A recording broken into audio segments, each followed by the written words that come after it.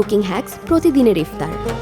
এখন বানাচ্ছি vegetable cutlet. এর জন্য লাগবে সেদ্ধ আলু আধা কেজি, গাজর কুচি 250 গ্রাম, 250 গ্রাম বাঁধাকপি কুচি, 4টি ডিম, টোস্ট গুঁড়ো 8টি, পরিমাণ মতো গোলমরিচের গুঁড়ো আর পরিমাণ মতো ধনিয়া পাতা, কাঁচামরিচ 7-8টি, টেস্টিং সল্ট সামান্য পরিমাণ এবং লবণও সামান্য পরিমাণ।